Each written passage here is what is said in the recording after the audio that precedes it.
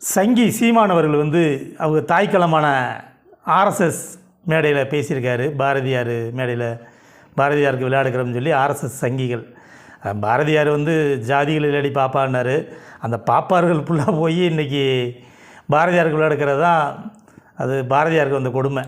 ஏன்னா அவர் பார்த்தாருன்னா இதே மாதிரி சீமான் மாதிரி ஆளுகளை அவரே செருப்பை கழட்டி அடித்து விரட்டிடுவார்.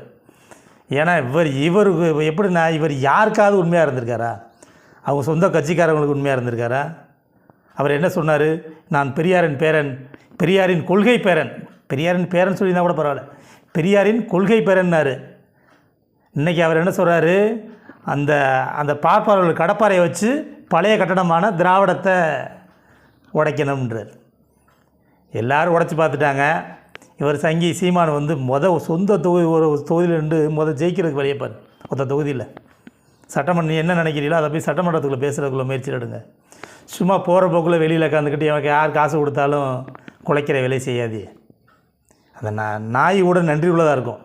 நீங்கள் உங்கள் சொந்த கட்சிக்காரனுக்கு இன்றைக்கி நான் பேசுகிறேன்னா உங்கள் கட்சியில் மாவட்ட செயலாளர் இருந்திருக்கேன், எனக்கு தெரியும், இதை வேதனைப்படுறேன்.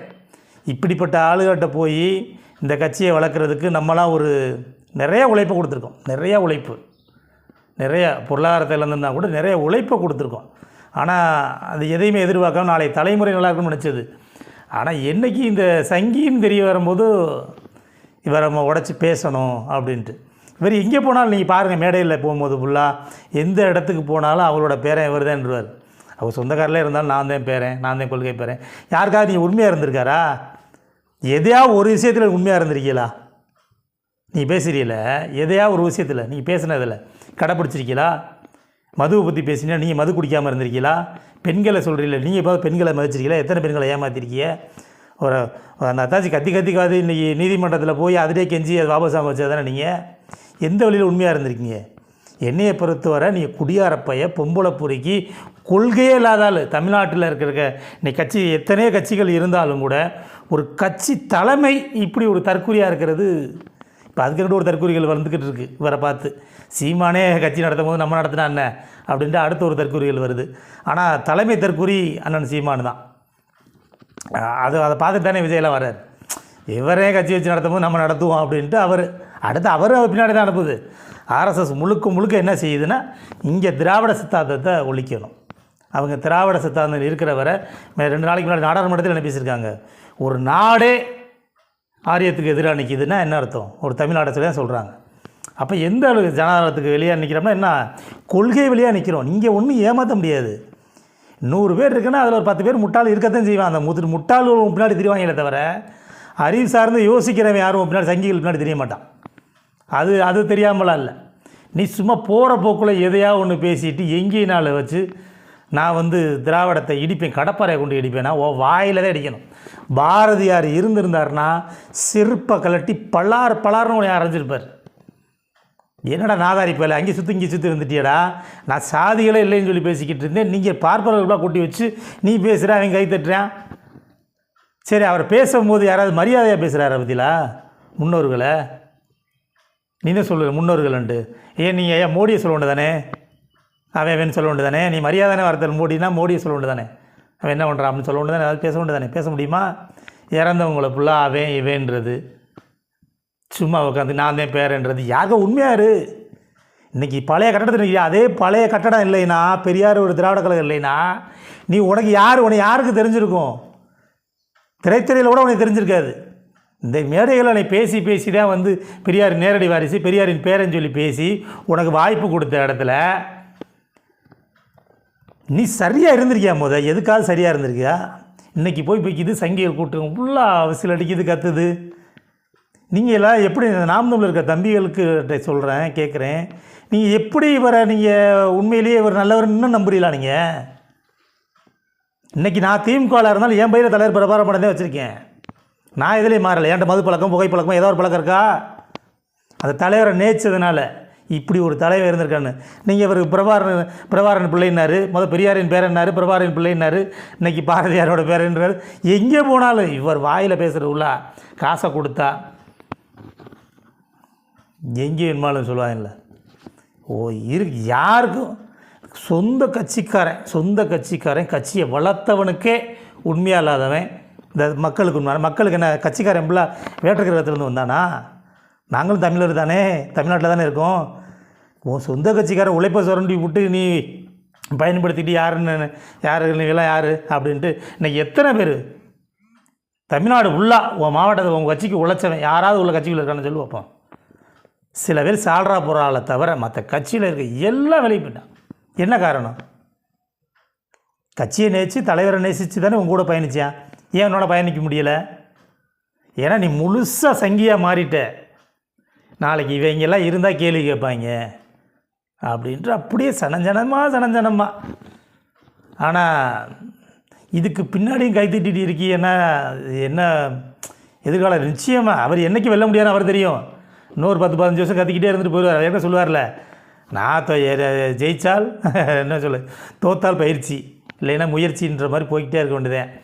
ஏன்னா அவர் என்றைக்குமே பயிற்சி தான். என்றைக்கு வெற்றின்றதை அடையிறது அவர் நோக்கமே இல்லை. வெற்றி அடையணும்னு நினச்சா ஆனால் திறமையான ஆட்களை விட மாட்டாங்க. அவர் சரியாக இருப்பார். சில பேர் சரியாக சில பழக்கங்கள் இருந்து சரியாக திருந்துறாங்கன்னா இதே ஒன்று தேடி போகிறாங்கன்னு அர்த்தம். ஒரு வெற்றியை தேடி போண்டு இவன் முழுக்க இருக்க நல்லவனாக இருக்கதான் பிரச்சனைனா, நல்லவனாக இருந்தால் இவனுக்கு கட்சிக்குள்ளே இருக்கக்கூடாது. சீமான்னு சொன்னால் இவன் கைத்தட்டி என்ன சொன்னாலும் கைத்தட்டு மட்டும்தான் வேணும். எப்பா நீ என்ன இப்படி ஒரு மானம் கட்டவனா நான் பார்த்ததே இல்லை. நீலாம் என்ன மனுஷனா? நீ சொல்கிற சிவாங்கிலேருந்து இப்படி ஒருத்தர் வந்து பேசுவான்னு நினைக்கல. நானும் சிவாங்க தான்.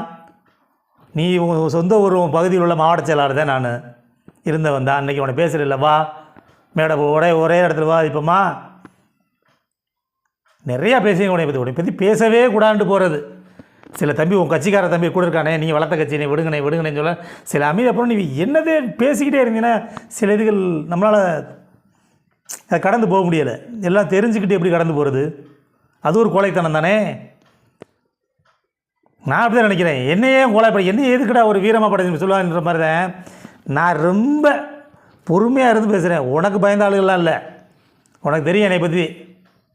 எதுக்கும் துணிஞ்சவன்றது மற்ற யாருக்கு தெரியுதோ இல்லையோ சங்கி சீமானவர்களுக்கு தெரியும். பயப்படுற ஆள் இல்லை. எங்கள் அப்பா எனக்கு பேர் வைக்கும் போதே வேங்கைன்னு வச்சுருக்காரு. நான் பிரபாகரன் சேர்த்து வேங்கை பிரபாகரன் மாற்றிட்டேன். அது அப்போயே எனக்கு பயப்பட மாட்டாருன்னு நினச்சி வச்சாங்களா எப்படி வச்சாருன்னு தெரில. அந்த பேர் வச்சதுனால அப்படி இருக்கானு தெரில. பயம்ன்றது இருக்கவே இருக்காது. உயிர்ன்றது மயிருக்கு சமம். அதனால தான் தலைவர் பிரபாகரன் செயல்நாட்டை போட்டுக்கும்போது நான் என்றைக்கு அரசியலில் வந்தோமோ வாக்கரிசி போட்டு நாங்கள் நிற்கிறோம். வா பேசி பார்ப்போம். நீ சொல்கிற தைரியமான ஆள் தானே.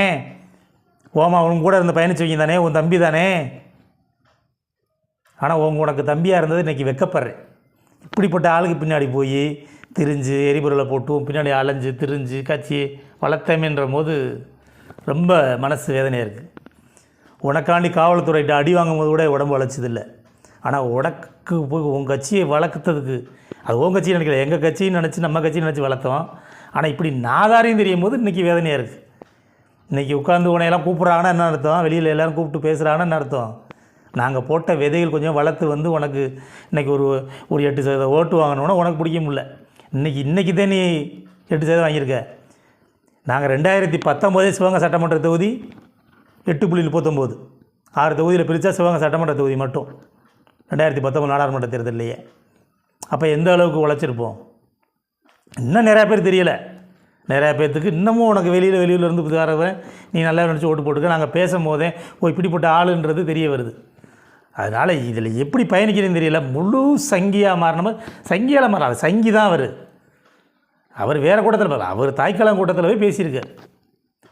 முழுக்க நான் பாரதியை பேசுகிறா பாகிஸ்தானில் கூட பேசுவேன். அங்கே சங்கிகளுக்கு பாகிஸ்தான்னா கொஞ்சம் குளிரும்ல. அதனால் அந்த பாகிஸ்தான் எந்த இடத்துல எதை கோர்க்கணும் அதுன்றது அவருக்கு நல்லா தெரியும். ஆனால் மக்கள் ஏமாற மாட்டாங்க. உன் தம்பிகளே எல்லாம் உங்கள் நம்பி உன் கூட இருந்த ஆளுகளே பயணிக்காமல் வந்துருக்கும் போது தெரியாத ஆள் ஓட்டு போட்டுக்கிட்டு இருக்கு. கூடி சீக்கிரமே உனக்கு ஒரு முடிவரை நிச்சயமாக நடக்கும். அதை அடுத்தடுத்த தேர்தல்களில் நீங்கள் அசிங்கப்படுத்தி நிற்க போகிற. நாங்களும் பார்க்கத்தான் போகிறோம். பார்ப்போம்.